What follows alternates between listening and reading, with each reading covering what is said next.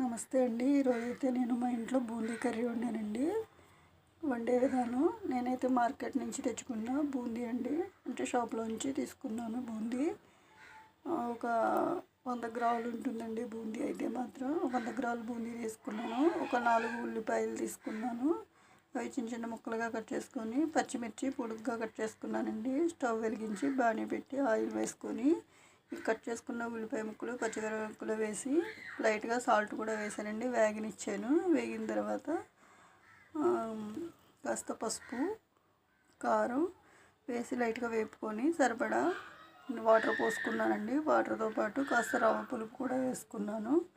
ఈ విధంగా చింతపండు పులుసు కొంచెం ఎంతో కదండి, రవ్వ పులుపు లైట్గా ఒక 2 చింతపిక్కల ఉంటాయి కదండి, అలా రవ్వ పులుపు తీసుకొని వేసుకుంటే సరిపోతుంది. లైట్గా పులుపు ఉంటే టేస్టీగా ఉంటుంది.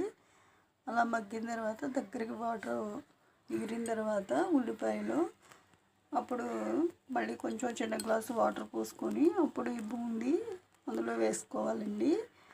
ఒకసారి కలుపుకోవాలి. అస్తమానం కలిపితే బూందీ పేస్ట్ అయిపోతుంది. అస్తమానం కలపకూడదండి. లాస్ట్న కూర అంతా ఉల్లిపాయ మొత్తం ఆ పులుసులో మగ్గిన తర్వాత దగ్గర పడిన తర్వాత అప్పుడు ఈ బూందీ వేసుకోవాలండి. బూందీ వేసుకొని ఒకసారి గరిటెతో తిప్పుకొని ఒక 2 మినిట్స్ మటుకి ఉడకనిచ్చి స్టవ్ ఆఫ్ చేసుకుంటే సరిపోతుందండి. స్టవ్ ఆఫ్ చేసుకొని డిష్ అవుట్ చేసుకున్నానండి. స్టవ్ ఆఫ్ చేసుకొని డిష్ అవుట్ చేసుకొని ఈ విధంగా తీసుకుంటే సరిపోతుందండి. పైన నేను కొత్తిమీరతో గార్నిష్ చేసుకున్నాను. టమాటా ఉంటే టమాటా కూడా వేసుకోవచ్చండి.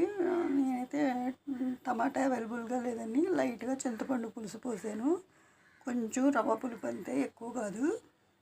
నేను చేసిన విధానం కనుక మీకు నచ్చినట్లయితే లైక్ చేయండి, షేర్ చేయండి, నా ఛానల్ని సబ్స్క్రైబ్ చేసుకోండి.